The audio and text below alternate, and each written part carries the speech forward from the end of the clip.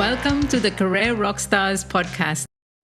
Hello, I'm your host, Dr. Alicia Ali. Welcome to this episode of the Career Rockstars podcast. My guest today is none other than Laurent Zecchinon, founder of Be Better Together. Laurent specializes in transforming individuals and organizations through a systemic and personalized approach inspired by best-in-class practices in business, military, sports, and politics. Laurent holds a Ph.D. in Veterinary Sciences and a master's in biochemistry, both from the University of Liege in Belgium. He has more than 20 years experience in multiple environments and has held several different posts from lab manager to project manager in a Fortune 500 company. And he's going to, of course, tell us what he's doing today. Laurent's top values includes trust, co-elevation, and conviviality. It seems to me that Laurent's career path was not a linear one. So all listeners, professionals in science and business, join me in welcoming Laurent Zecchinon to the Career Rockstars podcast. Welcome, Laurent. Hi, Alicia. Hi, everyone. So thank you for the invitation. I'm very happy to be here with you for this podcast. Thank you. We're happy to have you on board. Tell us a bit, Laurent, about what you're up to currently. Actually, you summarized quite well my till now. So I would just say that now I'm helping individuals and organizations to become better by improving the connections between people. So I'm a consultant, I'm a coach, I'm also a trainer, and I'm combining all these activities to provide the right solution to the right person or organization. Okay, that sounds quite interesting. What kind of companies do you target or teams? Is there a specialist area or it depends? It doesn't matter. I would say that overall it doesn't matter. Now I'm still targeting a bit small or medium-sized organization, but all of my tools and my methodology are also applicable to bigger companies. And also to be in line with the Better Together, I'm also developing some collaboration with other coach or consultants so that we can work as a team when the project is bigger. So we train together, we do the same trainings as well. So yeah, we are targeting both. Yeah, that's so important today, that collaboration, because especially if we're going to companies, right? As a coach, as an entrepreneur, it will take a lot of capital and investment if you were to do it alone. And most people starting out don't have that capital to be able to hire people. So I think collaboration and partnerships are really the way to go, especially in our types of entrepreneurial field that we're in. Great, thanks for sharing that. And I'm interested, in your PhD path because I also have a PhD in chemistry. And I wanted to know that if you can share with the audience a bit about that career path. Was it intentional doing your PhD? Did you have the passion, or was it more par hasard, as we say in French? What happened? How did you get to there? Yeah, so actually, it might be an interesting story. So when I ended my master in biochemistry, I had some opportunities to do some PhDs, but none of the subject of the thesis really appealed to me at the time. So I first started to work as a researcher, and especially on applied science, because I want results, etc. So to me it was important. But then as time flies, I was a bit, wondering, maybe I should have done a PhD, etc. And so at a certain moment of time, I was working at small biotech at the time. And then I was fired, actually. And 1 week later, I started a PhD in a university where there the subject was really appealing to me because it helped me connecting several disciplines and as well using a lot of technology. So to me, it was the kind of perfect PhD I was waiting for. So to me, it's also an example that sometimes procrastination can be good, actually, because you need to find Mhm. the right project for you. And then I went over my PhD in 4 to 5 years, actually. The funny thing is that the rules, it changed over time. So I had to do an additional master to get the PhD. So I did it in the meantime. So I have also a master in veterinary sciences, actually, and then Ah, the so you have two masters and a PhD. yeah, yeah. Wow. So what message do you have? We'll probably get into it a bit later, but what message do you have for, aspiring PhD students? You spoke about, making sure it's the right fit. What else could you share with them? you know Now what I can say is time evolve also. We are not in the same environment as I was 15 years ago. And Mm-hmm. so it's a good question, actually, to ask now if the PhD is not a bit overrated, actually. And because we are now in the where the industry of self-education is really increasing. We have more and more opportunities to learn online, and sometimes doing university courses or even a PhD might still not be, the best opportunity in terms of efficiency, I would say. So Yeah. that's really a good question. Now, I would say that the PhD should help you reach a upper level, and so you need to carefully choose your subject, but also the lab or the team in which you will evolve. To me, that's the most important part, because if you are starting a project for 4 or 5 years and the environment is not fulfilling, that's not the right fit, I would say. Yeah, so I think there are many factors there, and there's a lot of debate on higher education, especially beyond the undergraduate. Um, Indeed, it's something that the debate is strong, but nonetheless, I think people who choose to invest, it's also an investment in professional development, to be able to know where they're heading. So in terms of their career path, how is this PhD going to help me with my vision for my career, for my life? And in hindsight, I didn't have that. And that's why I really like talking about these things, to build that awareness with, aspiring people who might be so passionate about whether it's science or any type of research as they go forward. So thanks for sharing that, Laurent. Then the interesting part. I don't think I've had someone who described themselves as having two lives. So you shared with me before the podcast that, you have had two lives until 2017. Tell us a bit about that. Yeah, right. So actually, when I was 18, I hesitated between two career paths, one in science, which I finally did, and one in sports or coaching. Even at the time, coaching was not, really the trend.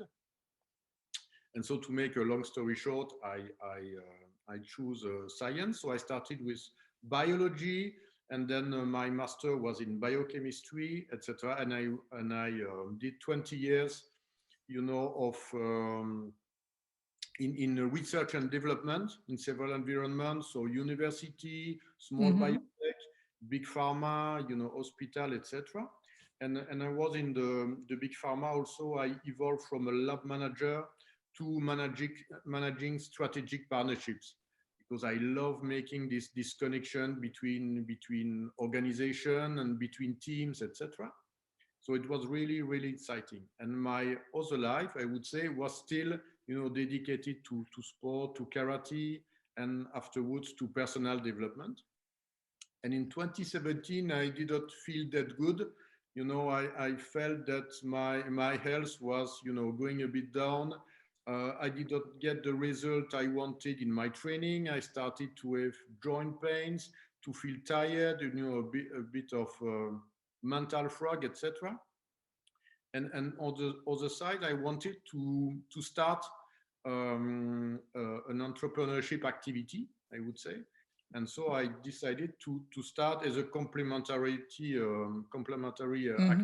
first, by combining all of these. So at the time I was working in Big Pharma, and I developed this coaching activity in sport and nutrition, which helped me also to improve my lifestyle, I would say. Yeah, thanks for sharing that, because it's a very important point, because sometimes we find ourselves being pulled in two directions, or sometimes even more than two directions. So yeah, indeed, it takes a lot to be able to draw the line in the sand, so to speak, and say, okay, I'm going forward with this. There are advantages and disadvantages of each, but this is my decision and I move on. So that's very powerful indeed. And I also have a lot of clients, who come to me with this strong desire to transition to a new career. They're sick of their jobs, sometimes nothing to do with the boss or the company. They're just sick of themselves where they are. And they want to have a new career or a new direction. And sometimes entrepreneurship comes up as an option. So what I would like you to share, if I may, is how do you compare being a full-time entrepreneur versus a full-time employee? I know you had the transition with in Belgium, there's this opportunity for complementary work. So there's a transition period. But now that you are full-time entrepreneur, how do you compare those two? Yeah, but I would say that there are, advantages and disadvantages in both. And I would say that ideally I should have combined both, actually, because then I would have the certainty of the salary, etc., on one side, and the freedom to operate on the other side. But I would say that indeed, when you are, entrepreneur, that you have the freedom to operate. You can select people with whom you will interact or work, which is not the case when you are an employee. Sometimes you have to deal with, colleague or manager that are not that nice, let's say. But otherwise, when you are, working as a freelancer, you need also to have self-discipline to learn what you don't know. Because, for example, I didn't have a clue in accounting, and I had to learn about on this one. And you need also to take all in consideration, because the result, you have to take ownership of your result, which is not really the same in a big company where it's team spirit. But on the other side, it's really also inspiring when you are able to interact with like-minded people that have, the willingness to create, to develop projects, etc. That's more, creativity. I'm more creative now that I was as an employee, because sometimes you are kind in a box and you cannot do what you want, and your mindset is a bit biased, I would say. When you are an entrepreneur, the sky is the limit, I would say. Yeah, I know what you're saying, and that's actually a kind of disadvantage, because the sky being the limit, we realize our potential, as an entrepreneur, and there's this strong temptation again to go too wide, whether we go narrow and shallow or wide and deep. It's so many different things we can do. So I appreciate you sharing that, because then people who are getting into entrepreneurship, to work with someone who can support them to really frame what they're heading into. And being a consultant is also great.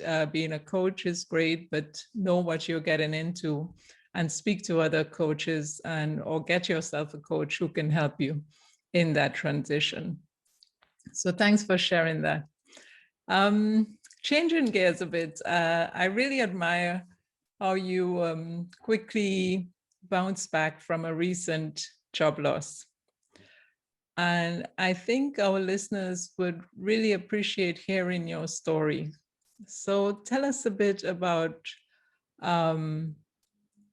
that experience and what strategies you might have used to be able to get over that change so quickly. Yeah. So actually I was fired 3 times in my career over time, for different reasons, and I believe money was always a big part of that from the company perspective. And indeed, over time, I became better in dealing with the situation. And for sure, what I learned from Tony Robbins, because I'm a big fan of Tony. I did Unleash the Power Within in 2019 in London, when we were still able to travel. And afterwards, I follow his live training, life coach training, so that I know what he's doing. And then I would say that there are 2 more very important points.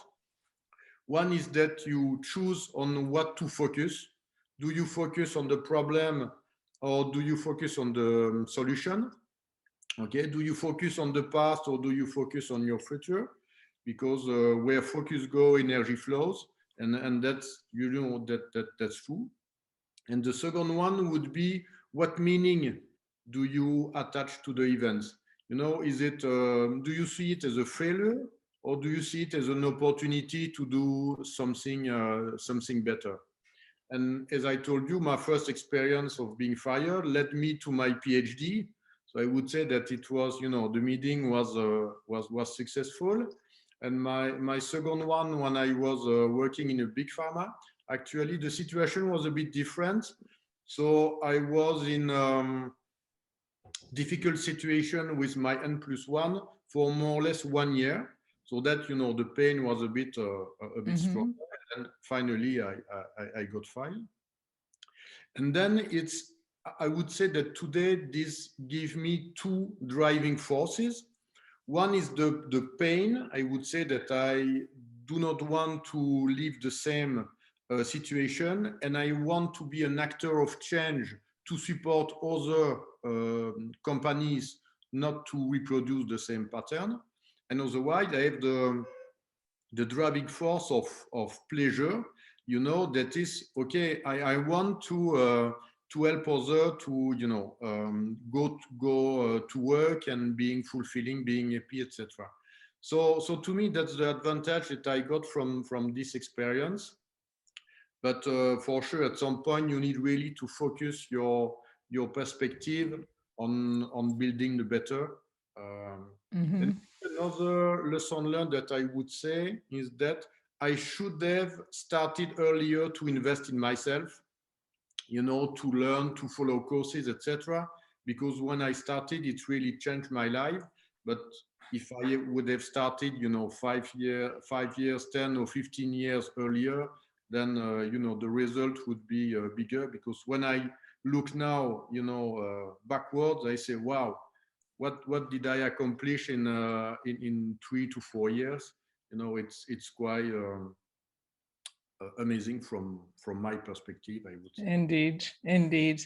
And that's the idea of this podcast and the Career Rockstars group. It's really to help people to think about things in a more proactive manner with respect to their not only careers, but also their lifestyle and their personal spiritual growth, their heart set, mindset, soul set, as we say, to really get that overall blend of growth. And then you will do better naturally in your career, you will do better in your relationships, in your health, in your wealth, and the whole works, as Tony put it, right? So yeah, so that's quite interesting. We've touched several points. And for our listeners, again, with respect to career management and growth, how would you, it's not over, of course, your career, but how would you describe your career path? I mean, how did it feel to you on reflection now? How would you describe it? I would say that you know, when I started this entrepreneurship, at some time I was wondering also what value could I add to others, because at some point, you know, that's the key question. Mm-hmm. And then I started to look backwards and to connect the dots, you know. And so what I'm proposing now is a mix of all of my past experience in a way that makes sense to me and that seems coherent. So I would say that, you know, when you are experiencing some events, you don't always understand why, or, you know, the meaning of that, but sometimes, you know, all the dots are connecting by themselves and make sense. So to me, that's what I would Mm-hmm. learn, is that okay, sometimes maybe I have some bad experience or less fulfilling experience, let's say, but they are drivers for me to move forward, to help others, to share, you know. And to me, that's great that you have launched this podcast to support other people that are experiencing also challenges in transition. Because one of the main point I learned as well is that what you are surrounded by, you know, kind people and experienced people, you can really, you know, move forward together, and that the energy is really there. And I would say that may be a message for the listeners, that if you don't feel happy where you are, don't hesitate to ask support from a coach or from friends, because they will expand your perspective and help you moving forward for sure. Mm-hmm. Indeed. Thanks for sharing that. Yeah, there's so many ways we can, you know, there's always this saying, you can take charge of your career. You can be the captain of your ship, or you can let the winds push it in whichever direction. And it's not to be rigidly steering your ship. There's room for flexibility, but that awareness is so important as to what's happening with you and your career and your lifestyle. Okay, so thank you, Laurent, for sharing that, your story so openly, to help our listeners as they might be having challenges with their careers, or maybe they're just enjoying their careers and this story would help them to help others. You shared some resources earlier in terms of Tony Robbins and so on. What other resources you could recommend to our listeners in terms of their personal and professional development? Just a couple of them. Yeah. So for sure, in terms of pure personal development, Tony Robbins to me is the best, as long as you speak English, I would say. And now there are also, you know, events online which are also less expensive. So that's the point. Now, if I'm now thinking a bit about organization, because that's what I'm focusing now, I would recommend maybe 3 books. One is Good to Great from Jim Collins. With his team, he compared, he analyzed, I would say, some US companies to discriminate the one that he considered as excellent when compared to the others. So he defines several criteria. I will not go into details here, but Mm-hmm. that's good to have this, modelization model of what makes the difference between good and bad companies, because the information is available, and so that it's a recipe to follow. So Mm-hmm. that's one book. The other one I love was a Team of Teams from General Stanley McChrystal.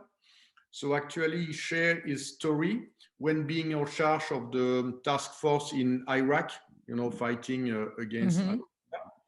And then it's good because he's starting from a VUCA environment, which is what we have today. So an environment which is volatile, uncertain, complex, and ambiguous. And he tells us the story of how he dealt with this, and improve something. And when telling the story, he'll also make some comparisons with the business world, etc. So altogether, this book is really a great one, and maybe Mm-hmm. a one, because I love now looking for inspiration in several areas, as you mentioned, military, business, Mm-hmm. sport, and politics as well. Another one is a book of the secrets of the All Blacks, the famous rugby team. And because that's also really interesting in terms of leadership and of culture, how they have this the willingness to be better, also, both as an individual but also as a team.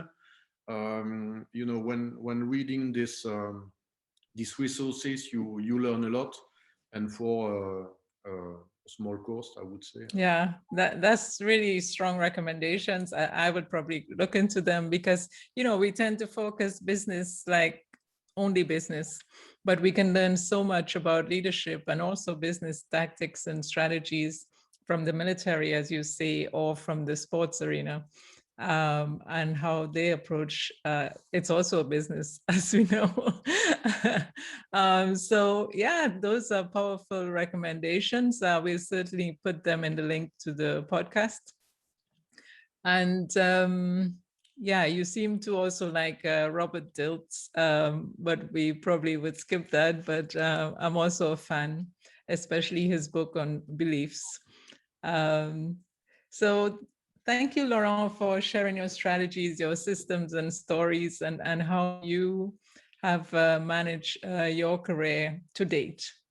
And you've been through a lot, 3 times losing your job, 2 masters, PhD, so many things, and now entrepreneur here in Belgium. So tell us, how can our listeners, and maybe especially your target audience for your business, can get in touch with you? Yeah, so the easiest way is to go to my website, bettertogether.business. So it is the way. Then you have the link with my Facebook group, Instagram, etc. Mm-hmm. And I'm also on LinkedIn, so that's Okay. So be better together business. That's yeah. Laurent's website. You can find all the further information there. Don't hesitate to reach out. And of course, I would put everything on the links. So I have one last question for you, Laurent. This podcast is called the Career Rockstars podcast. So my question to you is, what makes you a career rock star? Hmm. It's a good question, and when you are a little bit humble, it's difficult to answer it. But I would say that maybe what makes a career rock star would be the adaptability. So be able to deal with the environmental changes, and then to still have fun and enjoy what happens. Because as I told you, when I had this experience in a multinational company, when I was enduring difficult times, afterwards I took the opposite, and I say, okay, now I want to meet world-class people, and then I went doing training with Wim Hof, 26 world record in Guinness Book, called the Iceman. I met Chuck Norris. I met Robert Dilts, for collective intelligence training. I did a course on personal fitness with James Fitzgerald, who won the first CrossFit Games. And it's opened a lot of environments that I was not that I did not believe it was possible.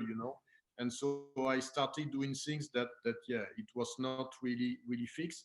And my message, to conclude, for the teenagers, because I'm also a father of two daughters, is that don't be closed in one box. Keep your mind open. If you are interested by two careers, it's possible to combine both in a certain way, so that you will have the flexibility. So don't limit yourself by making decisions. Making decision is actually one of our superpower, and that's something that we can do as long as we have the right information and the right support, and that if we are in the right state physiology to make the right decision at the right time. But it can really be life-changing. Okay, so I think you'll continue to be a career rock star on the big stage with those two big tips about adaptability and decision making. Those are powerful messages, and I'm sure not only for the teenagers, but for everyone listening. So my dear listeners here in Europe, Asia, all over the world, no doubt Laurent has inspired us to proactively invest in our personal and professional development. He's also provided several resources to help our listeners better manage their career setbacks and lives. And I must thank him again. Thank you, Laurent, for sharing your inspirational story, which shows that we are not alone and that it is possible to turn around, to amplify, and to revamp our careers. This is your host, Dr. Alicia Ali, Europe's premier career coach and mentor. Thank you for listening, and remember to subscribe. Join us next time on the Career Rockstars podcast. Thank you. Thank you. Bye-bye. Thank you, Laurent. We'll enable you to be more, lead more, and to live more, to become a career rock star.